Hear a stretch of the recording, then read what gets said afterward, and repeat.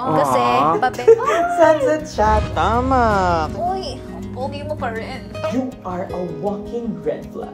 Ito pa, at tropa niya pa.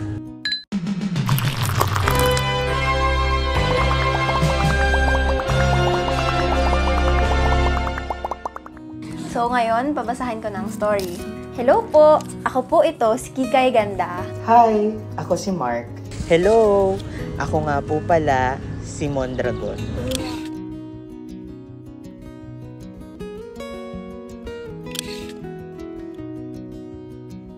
Hello po!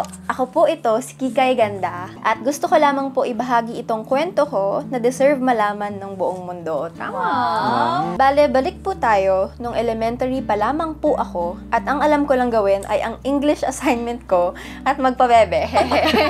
Mga puppy love pa talaga yun kasi, alam mo na, mga patagong magbibigay ng letter sa locker.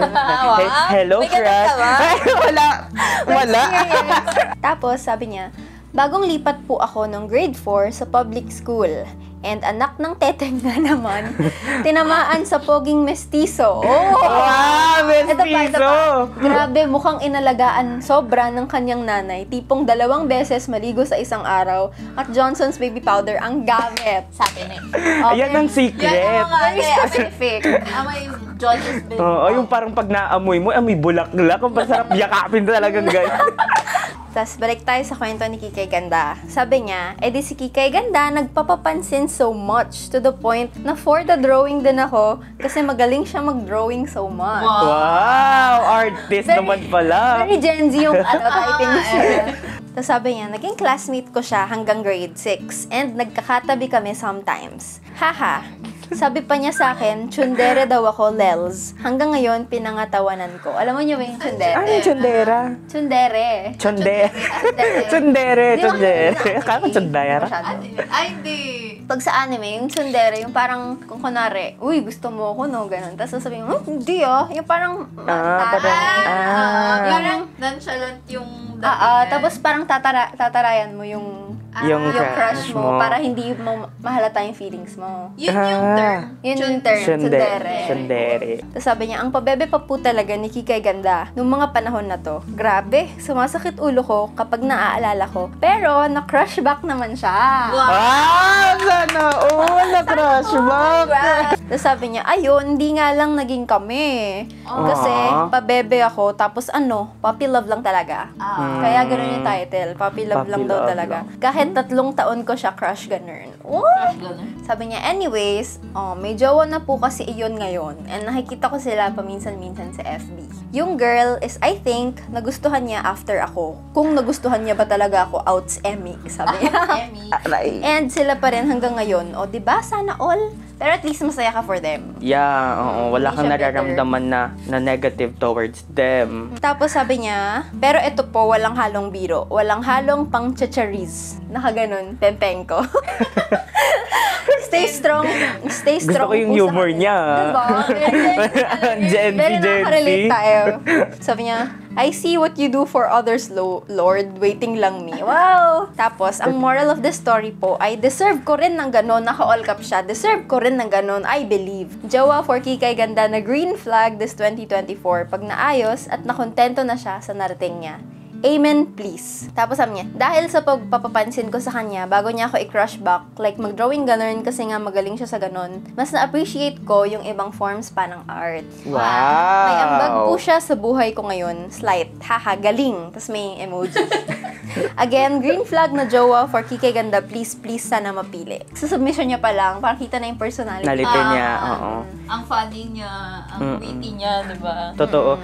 Tsaka alam niya na sa kanya yung, alam mo yun, meron na siyang standard talaga para sa kanya. Na, kasi yung ibang, hindi nila alam kung ano yung gusto nila sa isang tao. Parang nakadepende kung anong itsura lang. Yung iba, hindi rin napapansin kung anong personality ng tao. Ayun, parang it's good for her na alam niya yung gusto niya talaga sa isang tao. So, ang cute. Kasi kahit, meron talagang mga tao na kahit hindi kayo magkatuluyan, kahit kunwari high school, college, love, na medyo mature na, meron talagang mga tao na dadaan lang. Pero, Yeah. May mga naiambag siya sa growth mo, kumbaga. As a person.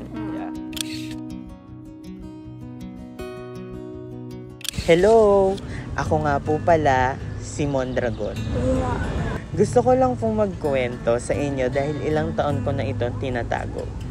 At ito na ata ang tamang panahon para ikwento ito. First year college. Nagkaroon daw siya ng crush sa classroom at gustong-gusto ko siya pero hindi ako nagkaroon ng lakas ng loob para umamin sa kanya. Ito pa, ang sabi niya daw, nasa iisang circle daw kasi sila. Gustong-gusto ko siya pero hindi ako nagkaroon ng lakas ng loob para umamin sa kanya hanggang sa naging magbarkada kami at palagi ko siyang nakakagrupo. Ay, ganyan talaga eh. Ma-attach tayo dun sa crush natin lalo na kapag naging seatmate mo, nakagrupo mo sa ganitong project. Oo, lagi mo nakakasama. Hindi mo attach. Ito pa, at tropa niya pa, 'di ba? At lagi rin kami magkasama kapag may mga gala ang buong barkada. Isang beses, pumunta kami sa isang chill naman around QC. At doon kami nagkaroon ng bonding. Nag-bond daw. So baka ano lang, small talk lang, silang magbabarkada, ganyan. Chill naman daw sila around QC at doon nagkaroon ng bonding. At ang saya lang namin kasi unang inom namin yon na magkakasama kaming magbabarkada. At nangyari ito nung after pandemic. Nagustuhan ko siya dahil may direction yung buhay niya. Wow, may direction! Gusto? Hindi, baka kasi, yeah, diba? Kasi parang meron siyang future Tsaka na matured iniisip. na. Oo. Matured na siya. Nagustuhan ko siya dahil may direction ng kanyang buhay. At alam niya kung saan ang landas niya. Nakaka-proud na makita lahat ng achievements niya sa buhay. So, fast forward ngayon. Nasa 1-year healthy relationship na yung crush ko. Masaya akong masaya na siya pero sumasagi sa utak ko palagi kung umamin daw siya sa crush niya. Pero ayun nga, dito tumatak yung title natin na ang pinagsisihan kong what if. Na what if nga umamin siya sa crush niya? Sa tingin nyo ba siya yung magiging jowa niya? Isang malaking what if pa rin siya. Feeling ko hindi. Hindi niya malalaman unless umamin siya. Advisable na umamin. Kasi doon mo malalaman kung ano yung kakalabasan. Kasi Tama. kapag hindi ka umamin, hanggang what if yun talaga yun. Tama. Kaya simula ngayon, sa mga nanonood dyan, umamin na kayo guys. So, ayun na nga. Marami akong nabuong tula at kwento tungkol sa iyo. At pinapangako ko na ipapamalas ko ito sa buong Pilipinas. Wow, ba't Grabe. Ipapamalas. Ipapalandakan niya sa buong Pilipinas kung gaano niya na-appreciate yung crush niya. Hay, grabe naman yun. Ang ano lang sa mga what if, minsan, kasi nga hindi natin alam kung ano yung mangyayari kung ginawa natin. Parang Yeah. may tendency na i-romanticize ng mga tao yung what if. Like parang iniisip niya, siguro masaya sana tayo. Pero in reality, konti lang naman talaga yung magiging masaya. Ito na nga ang nangyari sa dulo ng story na sinabmit. Ay, dito ko ipapalandakan kung gaano kita kamahal dahil pinasaya mo ako nung nasa gitna ako ng kalungkutan. Hi! Ako si Mark. Hi, Mark. Not my real name. Di ko alam paano ko sisimulan yung kwento kasi matagal nang natapos. Senior high ako nung nakilala ko si Yana. Not her real name din. Nagandahan na agad ako sa kanya nung una ko siyang nakita. Orientation pa lang. Una agad pumasok sa isip ko na baka may boyfriend na siya. Open parenthesis, sa ganda ba naman niya? Kaya never ko siyang tinry, diskartehan. Uy, sila ba't per side? Ako dyan nagsisimula yung pag-tutorpe. Dapat nakita mo na siya agad. Tinatanong Amin na agad. agad. Hindi na mahiyahiya. Amin agad. Oo. May feelings agad. May feelings agad. Tanungin mo ng name niya. Saan pangalan mo? Ito na ba? Ay. So, ayun na nga. 2 years sa senior high kami magkaklase. Kaya araw-araw ko talaga siyang nakikita. Maganda, funny, talented, at matalino siya. Madalas siyang leader sa klase namin, kaya napapahanga talaga ako sa kanya. Another year nung naging seatmate kami. Hindi ko alam mafe-feel ko kasi parang pinaglalaroan ako ng tadhana. Bakit naman? Grabe naman pinaglalaroan ng tadhana. Feeler ko naman. So, eto na nga ang sabi pa niya. Simula noon, madalas na kaming nagiging partner sa mga school project. Kasi magkatabi kayo eh.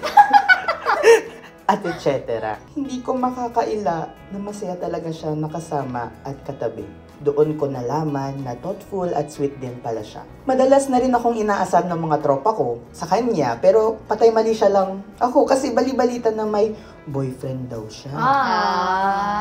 May okay. boyfriend daw, may bali-balita. Naalala ko yung mga ganyan, yung mga nag-aasar. Pag, Oo. pag alam nilang crush mo, sabihin, uy, yung Jonas yun.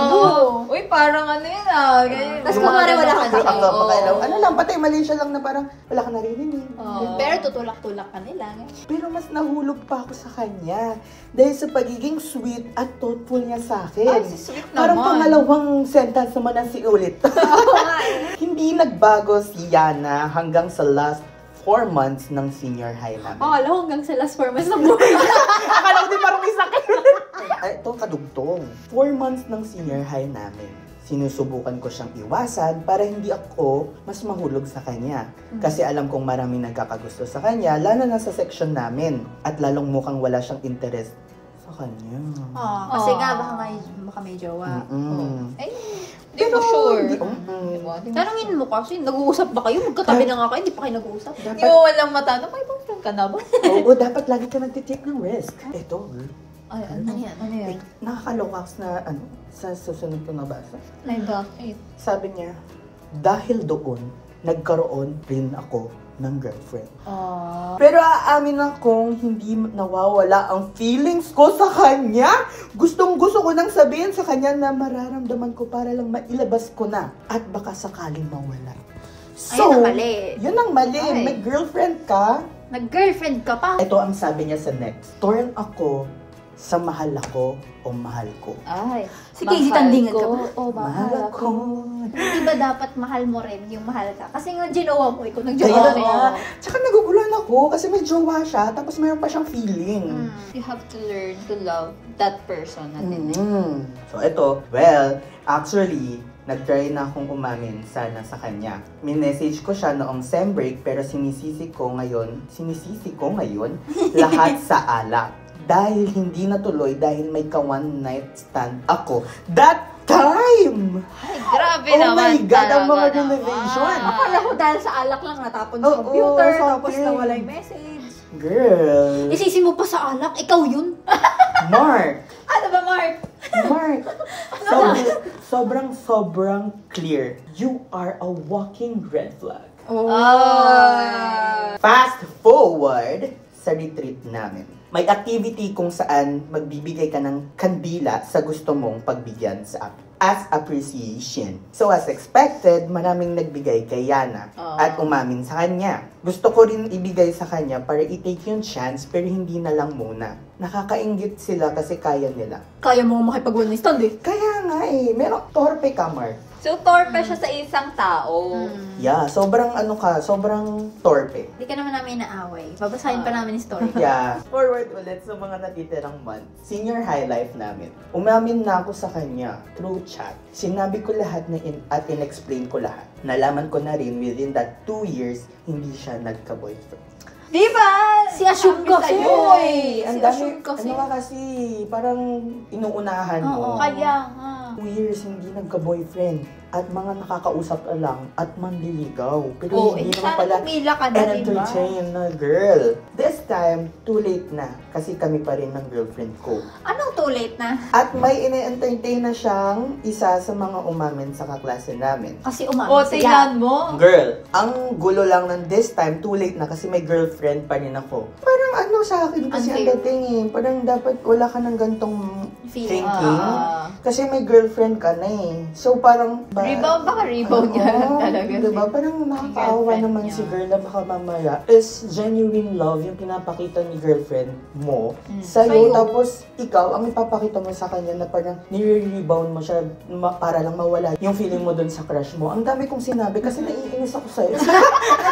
Parang iniisip niya pang roadblock yung jowa niya. Yeah. Na parang Oo. dahil mayroon yung jowa ko, hindi ko tuloy mag-pursue si Yana. Parang, Aaminin kong nakakaselos at nakakaingit. Nandun yung what ifs, pero baka hindi talaga kami para sa isa't isa. Hindi Hindi talaga kasi... Hindi kanya Mark, you are a walking red flag times 2. Hindi mo siya deserve.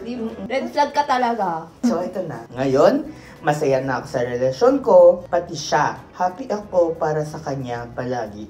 Sana hindi niya na ma-apply yun, di ba? Sana Yan. purahin niya na si Sana. Yana. Kapag hindi kayo seryoso dun sa tao, parang mas okay na i-end na. Kasi kawawa. Magbago ka na ng Yeah. thinking.